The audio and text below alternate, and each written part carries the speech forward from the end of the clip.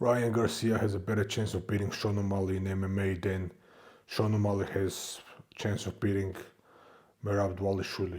Okay, let's unpack this before you go crazy, okay? Please calm down, please, please. Let's discuss this. So, what is it when we are looking at MMA versus boxing matches in MMA? Especially since the James Toney fight, it has been almost unthinkable for MMA fighters to lose to boxers in the MMA cage. Now, why is that? When Randy Couture fought James Toney, he exposed a huge hole which on paper we knew existed, which is the takedown defense and the grappling of boxers compared to MMA fighters. I mean, not even compared to MMA fighters that much in general, but obviously when you compare it to somebody who is well versed in those areas, it's almost unthinkable for somebody like that to be able to handle themselves in the cage. There's also another aspect that MMA brings for boxers, which is the stand-up section of the fight as well.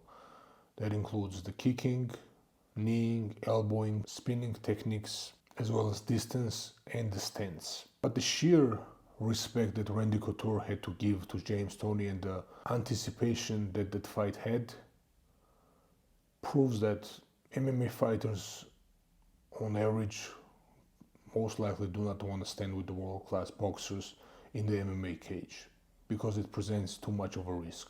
Now obviously I wouldn't actually pick Ryan Garcia versus Sean O'Malley in MMA cage in the UFC Octagon, but stylistically he probably has a decent chance at presenting some type of issues for Sean O'Malley.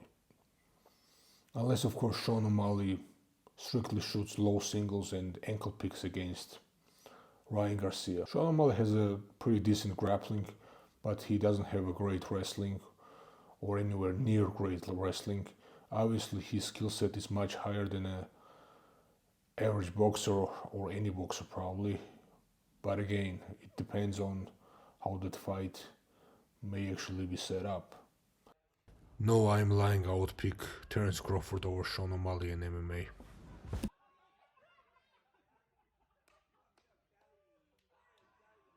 And this is why the title. Sean O'Malley has a lesser chance of beating Merab Dvalishvili in UFC cage than Ryan Garcia has a chance of beating Sean O'Malley in the UFC cage. Now why is that? Because the gap between Merab Dvalishvili's wrestling and the overall grappling pressure is much higher than the gap between probably Sean O'Malley's wrestling and Ryan Garcia's.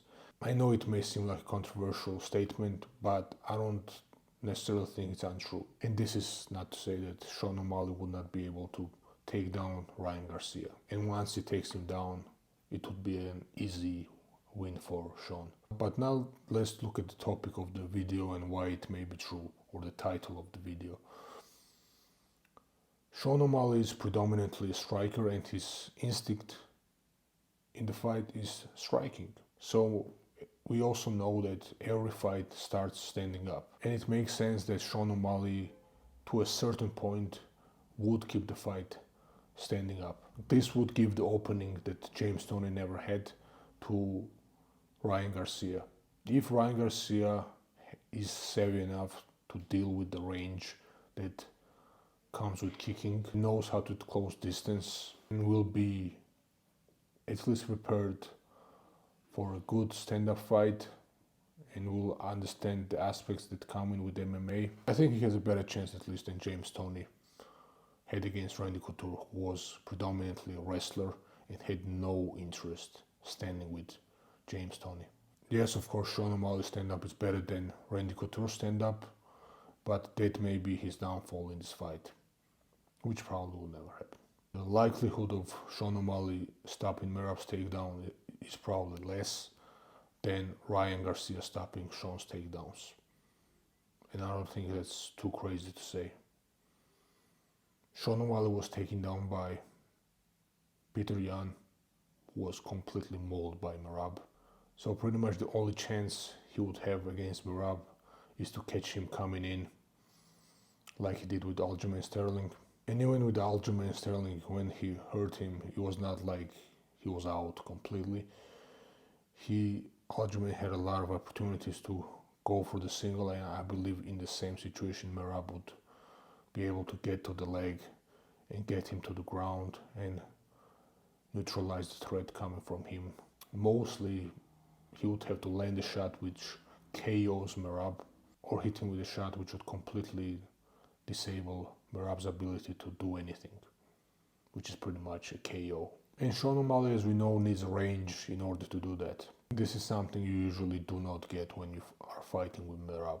Only reason why Sean O'Malley has any chance, I would say, is because Merab is not a finisher. And Merab is not a finisher on the ground. So that probably means that Sean O'Malley will have 5 built-in stand-ups that comes with every round.